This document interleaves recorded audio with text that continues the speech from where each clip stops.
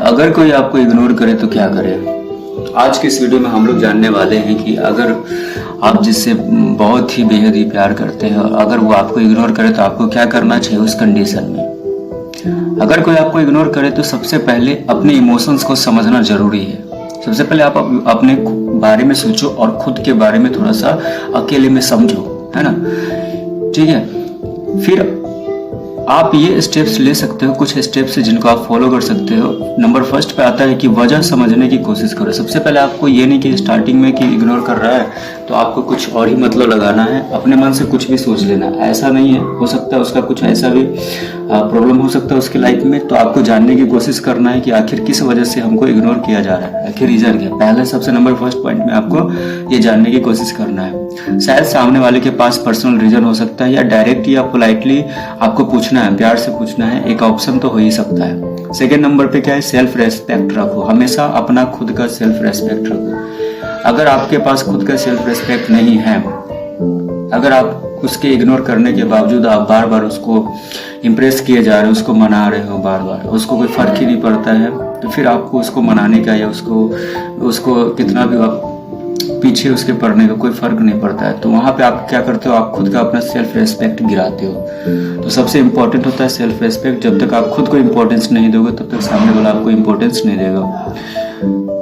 अगर कोई आपको बार बार इग्नोर करता है बिना वजह, तो अपने आप को नीचा महसूस मत होने देना है। तो अपने सेल्फ रेस्पेक्ट को सबसे हाई पॉइंट पे रखना है, समझना है खुद को और अच्छे तरीके से उसको ध्यान में रखते हुए इस चीज को फॉलो करना है। ठीक है, तो सेल्फ रेस्पेक्ट जो होता है वो बहुत ज़्यादा इंपॉर्टेंट होता है। नंबर थर्ड पॉइंट पे आता है स्पेस लो। थोड़ा सा आपको क्या करना है, स्पेस देना है थोड़ा सा बीच में। ये नहीं कि उसको तुरंत ही जा करके सडनली सेकेंड मिनटों मतलब उसने इग्नोर करना शुरू किया, जैसे इग्नोर करना शुरू किया और आपको जस्ट उसके तुरंत बाद आपको इमीडिएटली उसका रिएक्शन नहीं करना, उसको रिएक्ट नहीं करना उस पर जाकर के। थोड़ा सा स्पेस दो। हाँ ठीक है, ओके, अगर उसको चाहिए, इग्नोर कर रहा है, थोड़ा सा स्पेस चाहिए, जगह, कोई दिक्कत नहीं। ठीक है, तो 2 दिन 3 दिन 4 दिन 5 दिन 1 सप्ताह के लिए उसको छोड़ दो, स्पेस दे दो।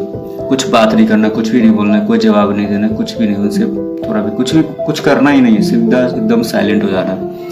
कभी कभी लोग बिजी या इमोशनली अनअवेलेबल होते हैं और थोड़ा वक्त देना बेहतर होता है। नंबर 4 पॉइंट पे आता है अपने से फोकस करो, खुद के ऊपर फोकस करो। ठीक है, अपनी ग्रोथ पे कर सकते हो। इस कंडीशन में, ऐसे सिचुएशन में खुद को डिमोटिवेट करने से, खुद को टॉर्चर करने से या मेंटली डिस्टर्ब होने से अच्छा है कि आप खुद के ऊपर फोकस कर सकते हो, अपनी ग्रोथ के ऊपर फोकस कर सकते हो। आपको जिस वर्क में, जिस चीज में ज्यादा इंटरेस्टेड है वहां पे आप ज्यादा ध्यान दे सकते हो। ठीक है, लास्ट में एक हॉबीज, आपका जो हॉबीज है और दोस्तों में इन्वेस्ट करो। अगर आपके बहुत सारे फ्रेंड सर्कल्स है तो अगर ऐसे सिचुएशन में जब आपका मेंटली डिप्रेशन होता है, स्ट्रेस होता है, तो इस सिचुएशन में अपने दोस्तों के साथ आप अपने टाइम को इन्वेस्ट कर सकते हो, उनके साथ शेयर कर सकते हो, एंजॉय कर सकते हो, घूम सकते हो, अच्छे अच्छे जगहों पर जाकर के एंजॉय कर सकते हो, घूम सकते हो, जो भी आपका इंटरेस्टिंग प्लेस है। जो लोग वैल्यू करते हैं उनके साथ आपको टाइम बिताना चाहिए। जो आपको आपके लाइफ में कुछ ऐसे भी पर्सन होंगे, चाहे वो फ्रेंड हो सकते हैं, चाहे आपके मम्मी मॉम डैड हो सकते हैं, तो जो आपको ज़्यादा इंपॉर्टेंस देते हैं उनके पास आप इस समय में, ऐसे सिचुएशन में, क्रिटिकल सिचुएशन में आप उनके साथ टाइम स्पेंड कर सकते हो। ये नहीं कि खुद को आप